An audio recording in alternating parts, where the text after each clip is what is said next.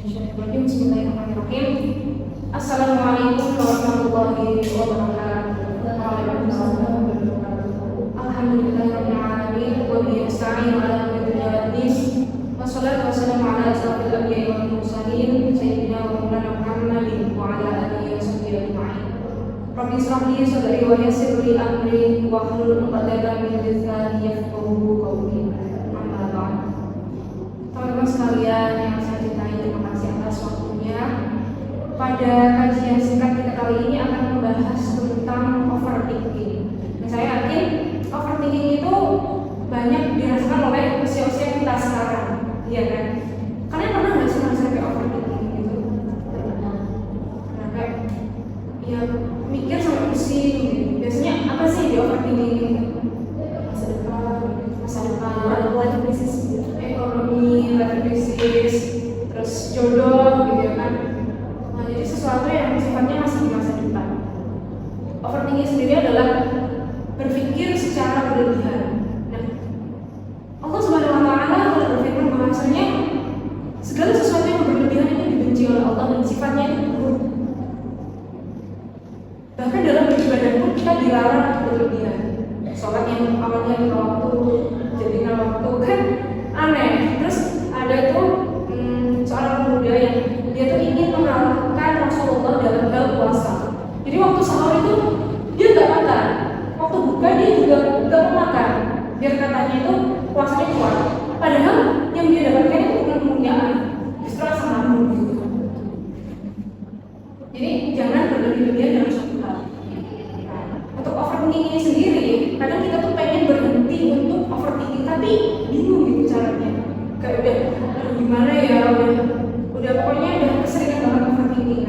Di sini saya sudah merangkum beberapa tips di catatan saya, jadi izinkan saya untuk membaca catatan saya agar referensinya menjadi kuat. Langsung saja yang pertama adalah mengetahui bahwasanya pikiran itu harus dibatasi. Akal manusia itu terbatas. Jadi gunakanlah hati ketika merasa akalmu sudah mentok. Jangan murni mengibaratkan akal itu seperti malaikat Jibril yang menemani Rasulullah saat Mi'raj. Jibril itu hanya mengantar sampai ke langit ketujuh. Selepas itu, ketika Rasulullah naik ke Sidratul Muntaha, malaikat Jibril sudah tidak mengantar. Jadi tugas sama seperti pikiran, tugas pikiran itu hanya mengantarkan kita sampai tujuan. Nah, ketika tujuan itu sudah tercapai, hasilnya itu adalah sudah bukan tanggung jawab kita, begitu. Nah, jangan mengkorupsi jatah hati dengan akal. Segala sesuatu itu ada batasnya, dan ketika batas itu kita terobos, maka kecelakaan, kerusakan, segala sesuatu yang buruk kita akan terjadi. Lanjut yang kedua adalah berhenti berpikir dengan frame seharusnya, tetapi gantilah dengan frame semampunya.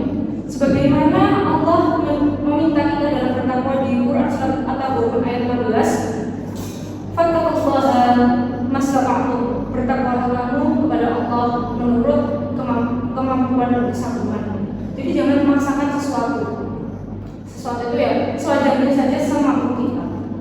Kemudian yang ketiga adalah memaksimalkan apa yang kamu lakukan. Jadi ketika kita sudah melakukan sesuatu itu secara maksimal, maka pikiran seandainya tadi begini, maka pasti akan jadinya begini. Nah, kalau kita sudah maksimal dalam melakukan suatu hal, tentu pikiran-pikiran tersebut tidak akan mengganggu kita. Dan ketika kita bertawakal dan ikhlas, itu tidak akan sempurna kalau kita masih terganggu sama pikiran itu. Jadi maksimalkan apa yang kita lakukan.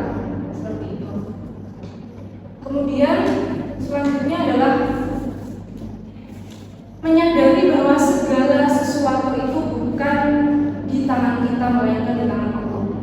Jadi apa yang sudah kita lakukan, apa yang sudah kita kerjakan, hasilnya itu dipasrahkan saja pada Allah, karena sesungguhnya yang memiliki kuasa atas diri kita, atas seluruh di dunia ini adalah Allah Subhanahu wa taala.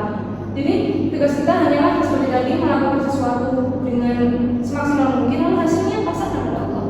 Kemudian yang kelima adalah menyadari bahwa manusia itu bukanlah makhluk yang sempurna.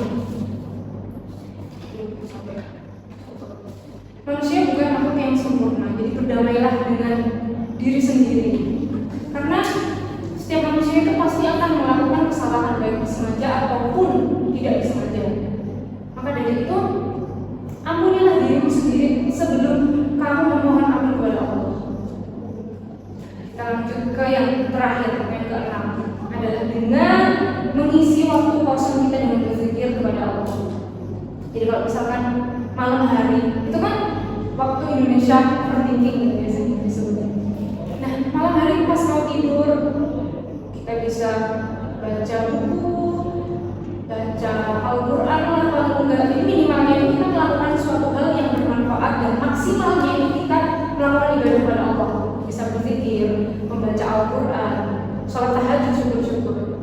Jadi agar waktu kita tidak terbuang untuk overthinking, maka gunakanlah waktu itu sebaik-baik mungkin. Overthinking itu tidak ada gunanya, sia-sianya minimal, maksimalnya akan merusak tubuhmu, mental menjadi tidak sehat, terus tubuh kamu mungkin bisa jadi kurus, kamu jadi pusing, kamu jadi bingung dan lain sebagainya. Maka dari itu tinggalkanlah sesuatu yang sia-sia dan isilah waktumu dengan hal-hal yang bermanfaat dan ibadahlah kepada Allah. Sekian kajian pada kali ini. Terima kasih, dan saya mohon maaf yang sebesar-besarnya atas segala kurang dan hilaf. Akhir kalam, wallahu muwaffiq ila aqwamit thoriq. Wassalamualaikum warahmatullahi wabarakatuh. Waalaikumsalam warahmatullahi wabarakatuh.